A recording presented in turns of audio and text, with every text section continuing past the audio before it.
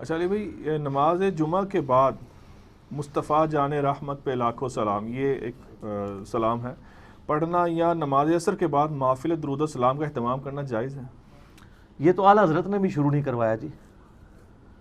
اعلیٰ حضرت کے جو وصایا شریف ہے نا، اس میں انہوں نے مرنے سے پہلے اپنی وصیتیں لکھوائی تھیں. اس میں انہوں نے کہا تھا کہ میرے جنازے کے ساتھ آپ نے وہ میرا کلام پڑھنا ہے، کعبے کے بدرود ہو جا تم پہ کروڑوں درود.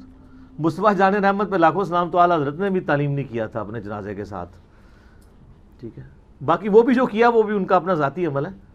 تو یہ تو یہاں سب کانٹیننٹ میں بعد میں شروع ہے. تو جو چیز ایک چیز بعد میں شروع ہوئی ہے وہ دین کا حصہ کیسے ہے، اور اس کے اوپر لوگوں کو پابند کرنا، اور جو نہ پڑھے اسے گستاخ رسول کہنا.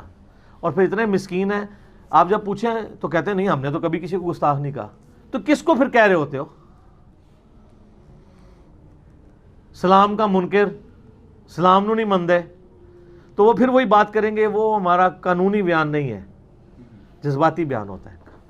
اب جب ہم نے یہ نثار تیری چہل پہل پہ ہزاروں عید ربیع الاول، اس کی جب میں نے انجینئرنگ کی ہے تو کتنے مولوی تپے میں، وہ کہتے ہیں یہ خواہ مخواہ کہتا ہے کہ ہم میلاد نہ منانے والے کو گستاخ کہتے ہیں. تو سر دنیا پاگل ہے؟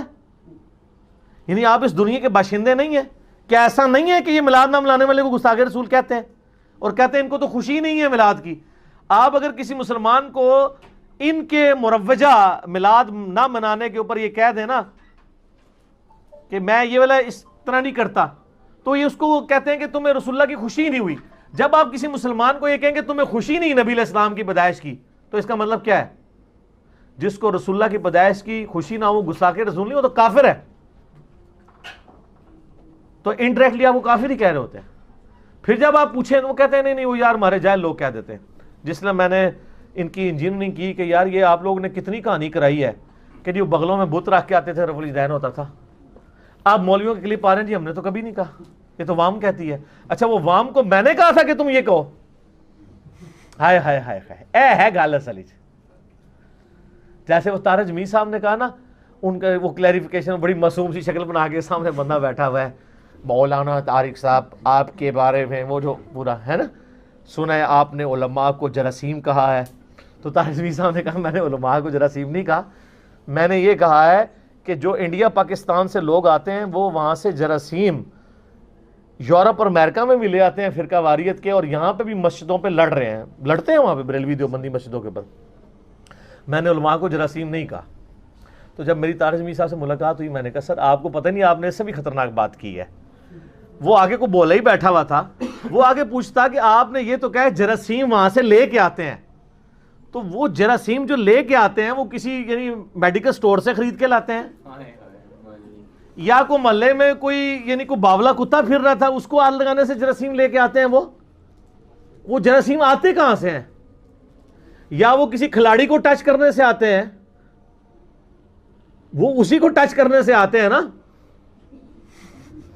جس کے پیچھے کھڑے ہو کے آپ نماز پڑھتے ہیں، اور پھر بھی آپ اس کو چندہ بھی دیتے ہیں، پھر بھی اس کی آپ جھڑکیں بھی کھاتے ہیں، پھر سوالوں کے جواب بھی نہیں وہ آپ کے دیتا. تو میں نے کہا پھر آپ کو یہ کہنا چاہیے تھا میں نے علماء کو جراثیم نہیں کہا، علماء کو جراثیم پیدا کرنے والی مشین کہا ہے. یہ کہیں پوری گل کرو اللہ لو. تو طارج میر صاحب بڑا مسکرائے. تو وہ کہتے ہیں میں نے وہ دیکھا آپ کا کلپ، میں نے جو 8 کلیریفیکیشن پہ میں نے بھی انجینئرنگ کی ہے، آپ دیکھیں یوٹیوب پہ کلپ. سر یہ کمال کلپ ہے، مولانا طارق جمیل صاحب کی کلیریفیکیشنز، انجینئر محمد علی مرزا، ان کی ایک ایک کلیریفیکیشن کی نا جو انجینئرنگ میں نے کی ہے نا، تو وہ ان کے اسٹوڈنٹس بھی وہاں بیٹھے ہوئے تو بڑے محظوظ ہو رہے تھے کہ جی وہ بڑی زبردست کی ہے. تو یہ وہی والا معاملہ ہے اس کیس میں بھی. اچھا اس کا جواب دے دیں کہ نماز عصر کے بعد جو محفلیں کروانا درود و سلام کی، نماز عصر کے بعد جو محفلیں کروائی جاتی ہیں درود و سلام کی، ہاں یہ ایک اجتماعی ایک انہوں نے عمل شروع کیا ہوا ہے اس حوالے سے. اور اس کو بلکہ ہمارے جیلم شہر میں تو باقاعدہ تنظیمیں بنی ہوئی ہیں درود و سلام کے پوائنٹ آف ویو سے، جو اس طریقے سے وہ کر رہی ہوتی ہیں. یہ یعنی ایک دین کے اندر ایک اجتماعی ذکر کے طور پہ ایک نئی چیز ہی داخل کی ہوئی ہے نا. لہٰذا ہم اس کے بارے میں تو یہی کہیں گے کہ یہ یعنی خلاف سنت ہے. ویسے دروشی پڑھیں، یہ ضرور پڑھیں.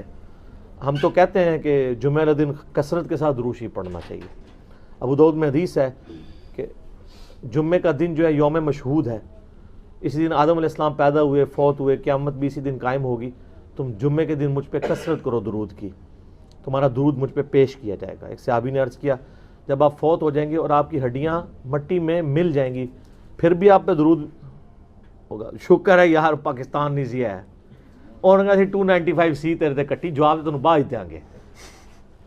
تو آپ نے فرمایا کہ اللہ نے نبیوں کے لیے حرام کیا ہے کہ ان کے جسموں کو مٹی کھائے، یہ وہاں پہ آپ نے فرمایا تھا۔ تو جمعہ دن ویسے درود آپ پڑھیں جتنا مرضی پڑھیں، ہم تو جمعہ دن کثرت کے ساتھ درود شریف کا اہتمام کرتے ہیں اور کرواتے ہیں اللہ کے فضل سے، ٹھیک ہوگا۔